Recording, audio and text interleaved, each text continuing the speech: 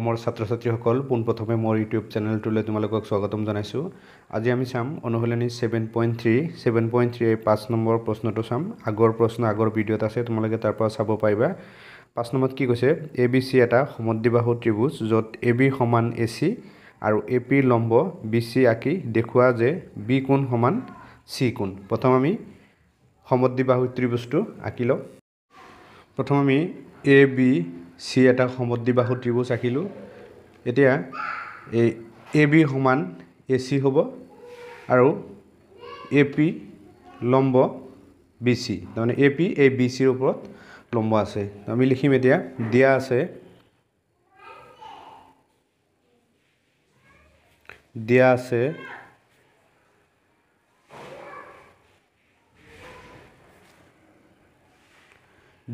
ABC এটা সমদ্বিবাহু ত্ৰিভুজ।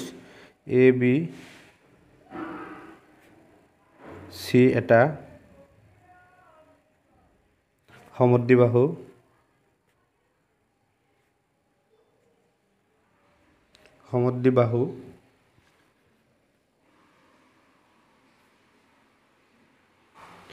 ABC এটা সমদ্বিবাহু ত্ৰিভুজ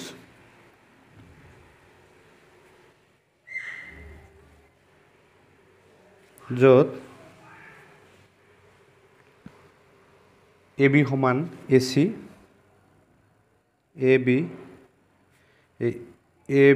সমান AC, AB সমান AC, AB সমান AC,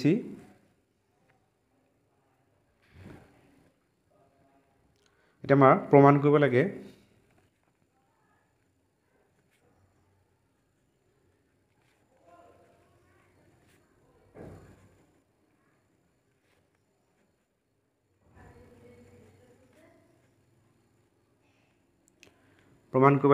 B কোণ সমান AB কোণ সমান C কোণ প্ৰমাণ কৰিব লাগে। B কোণ সমান C কোণ।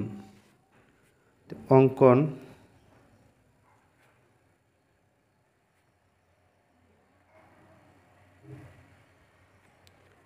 AP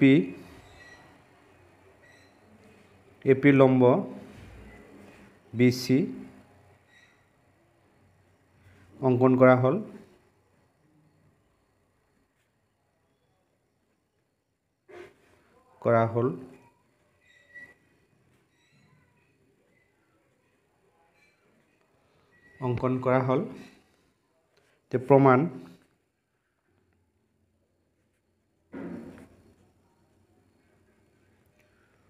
প্ৰমাণ ত্ৰিভুজ ABP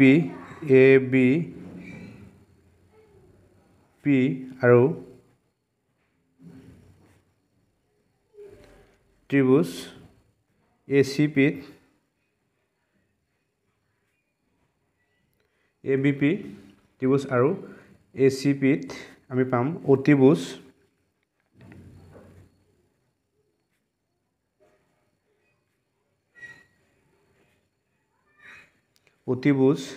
AB সমান অতিভুজ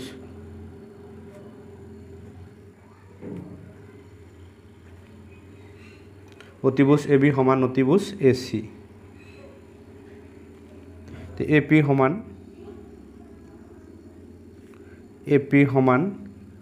AP এইটো দিয়া আছে আমাৰ, এইটো সাধাৰণ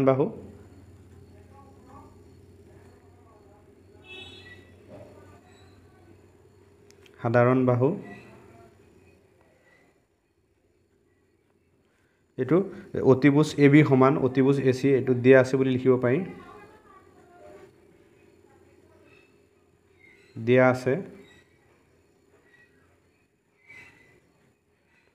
দিয়া আছে বুলি লিখি দিলোঁ ব্ৰেকেটত। AP সমান AP সাধাৰণ বাহু। এতিয়া এংগল APB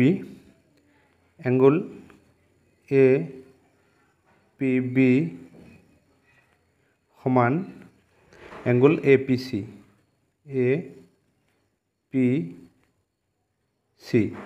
APB সমান এংগুল APC যেহেতু আমাৰ AP লম্ব BC ব্ৰেকেটত আমি অঙ্কন মতে বুলি দিব পাই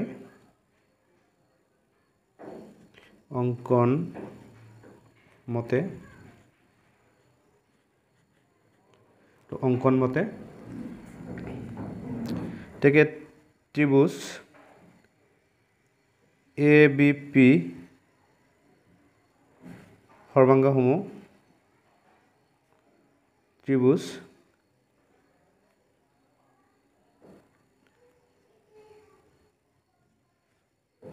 শৰ্তটো লিখি দিম ব্ৰেকেটত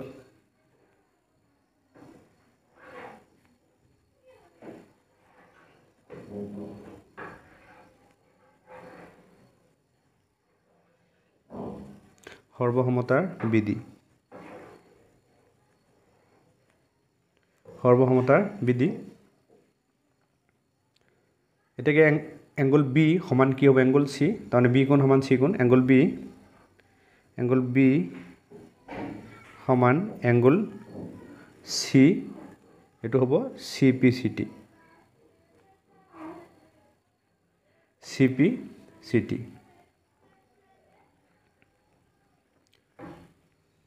আমি লিখি দিব পাৰি যে এংগল B কোণ সমান C কোণ এটা angle B to implies B কোণ সমান এটো implies তো এটাকে B কোণ সমান C কোণ দেখুৱা হ'ল বুলি আমি লিখি দিম